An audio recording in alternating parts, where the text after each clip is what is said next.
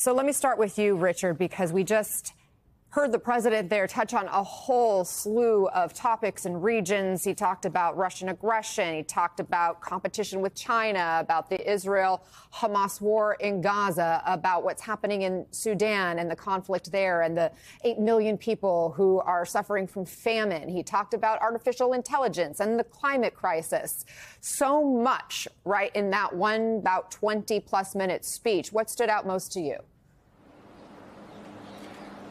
Well, it sounded like a very good graduation speech, but I'm not sure if any world leaders are listening to it right now. I think they are already looking beyond President Biden. They are looking to the next administration, and they are very worried about the state we are in currently in this transition period. He talked about the need for a ceasefire, and he got an applause line there. If we have to have a ceasefire. I was talking to a senior negotiator directly involved in the ceasefire talks between Hamas and the United States and Egypt and Israel. It may have gotten an applause line, but those ceasefire talks are dead in the water, and they are getting even worse as the situation escalates now in Lebanon. Presidents generally have their careers boiled down, at least in foreign policy terms, to very few things, to a few key actions. And I think President Biden will be remembered for Afghanistan, very early in his presidency, for pulling out of Afghanistan in a chaotic way. People will remember Afghans clinging to the bottom of aircraft as they fled their country, and handing over Afghanistan to the Taliban after a 20-year period of relative opportunity for the people of Afghanistan. They'll remember him for standing with Ukraine, for not rolling over, for standing with President Zelensky, standing with a country that many around the world had written off. Most people didn't think that Ukraine had the capacity or had the will to stand up and fight. I think he'll certainly be remembered for that, but not necessarily remembered for going all the way. I've spent a lot of time over the last couple of years in Ukraine, met President Zelensky and other senior leaders more than a half dozen times, and they talk about their appreciation for President Biden, but also their deep frustration that he supported Ukraine, gave them money and weapons, but just enough to keep them in the fight and not enough to win it. And then finally in the Middle East, if you look at what's happening, it's been happening over the last year, and is what is happening right now. The Gaza Strip has been destroyed. I was in Gaza a couple of weeks ago in the city of Rafah. There was nothing left. It is an unlivable wasteland. And a lot of people in the region, certainly people that I'm speaking to, point to Israel for that, point to Netanyahu, but also point to President Biden for not having it necessarily an even hand, or not reining in some of Israel's most aggressive tendencies by supplying Israel with weapons. So when you look at a whole at his legacy in terms of foreign policy, I think Ukraine will probably stand out, but there are going to be a lot of dark spots as well. A couple of things that he said were repeated, and that was end this war. He said that about the Israel-Hamas war in Gaza. He said that about the conflict in Sudan. And he did say, related to what's happening in the Middle East and this escalation we're seeing between Israel and Hezbollah and Lebanon, that a full-scale war is not in anyone's interest. Let me bring in Mike Memoli now, because, Mike, what was also really notable, I think, about this speech was how he started and ended it, starting with his personal legacy and ending with his decision not to seek another term. Well, Anna, you know that as somebody who has covered President Biden now for more than 16 years, that's exactly what I was seizing on as well. Fascinating that he, from the start, acknowledged and even joked about his age, his time, the length of his career, and then used that as a way to broaden out and outline the ways in which he believes the UN and also our alliances can tackle some of these major challenges. So fascinating to hear him at the end as well talk about the fact that he had that very difficult decision he made. He was hoping to be seeking another term at this point, but made that decision to hand off the nomination to his Vice President, Kamala Harris, and put that domestic political consideration into the context of what he has talked about so often during his time in office, that this century is going to be defined by this conflict between democracies and autocracies. And as he said to his fellow world leaders, there are things more important than holding on to power. It was very notable, Anna, to hear President Biden specifically make reference to Vice President Kamala Harris in the context of Ukraine, saying that he and Vice President Harris were a stalwart in supporting Ukraine during that. That was the first time we heard a significant ovation from the crowd.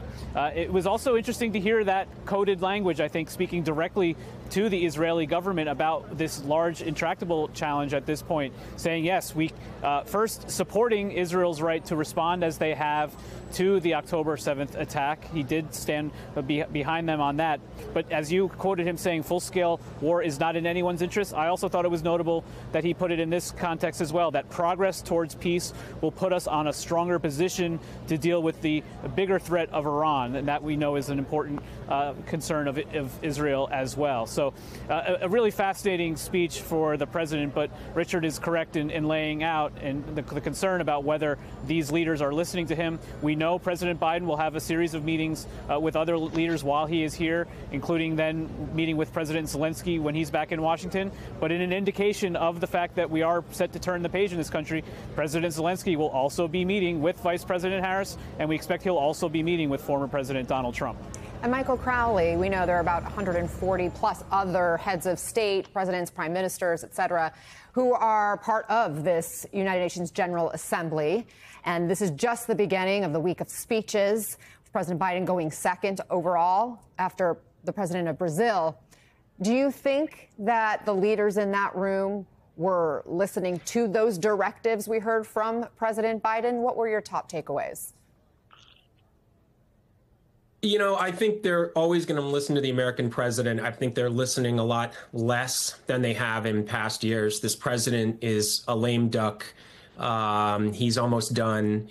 There's probably a roughly 50% chance that American foreign policy is going to take a dramatic turn in the prospect that Donald Trump might be elected president in November.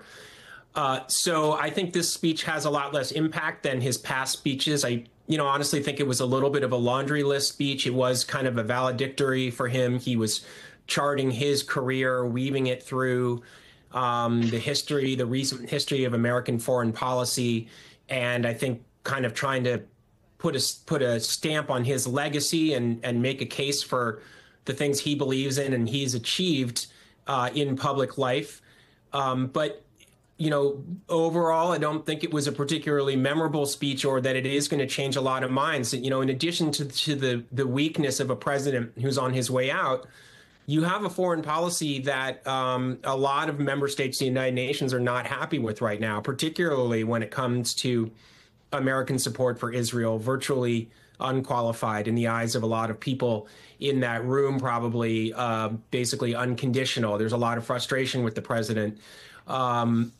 I would just add, though, that I do think maybe the most memorable thing about it was his conclusion, in which he kind of held up his decision to leave the presidency voluntarily as a model for other leaders around the world, saying that there are more important things than holding power. That was a really interesting decision, kind of mixing in a domestic political drama with his and turning it into a message to the world about foreign policy to try to encourage the norm of democratic transitions and to stigmatize people who hold on to power indefinitely.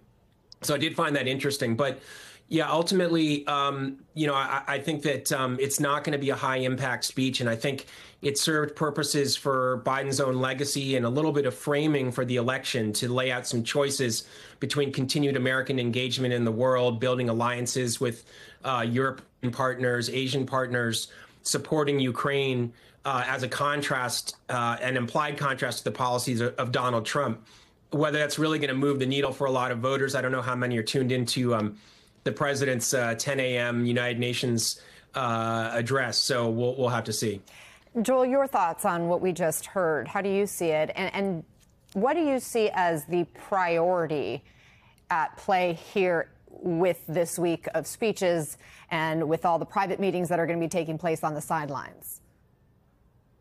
Yeah, Anna, sometimes these speeches in the moment don't seem that significant, but I'll take a bit of a different tack, which is that I do believe there was a bit of a Churchillian quality to this. This was a big speech. It is rare that an American president or any leader gets up in front of the United Nations General Assembly and says, you don't need to stay in power forever. In fact, I didn't. I chose to leave democratically. And in a gentle way, he chastised the audience.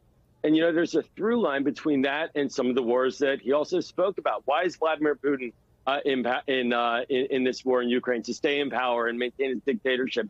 I could argue that why is Israel continuing to be trapped in these wars that it was pulled into, but now is continuing to engage in? Well, Prime Minister Netanyahu doesn't necessarily want to make a deal that could collapse his government. There is a lot to that and a lot of meat on that bone. I also do think it's very important to remember that from a national security perspective, the United States right now is safer than we were 4 years ago. We don't have troops directly engaged in military operations like we did 4 years ago for the first time in decades, quite frankly. And that's a win for the United States on the global stage. And so from where I sit, this is an opportunity for the president to do what he did, which is to lay out the priorities. And he may be a lame duck, but he's still the commander in chief. And the presidents always, after the elections, including those who finish a second term, they have 2.5 months before the inauguration of the next president and a lot of freedom of motion.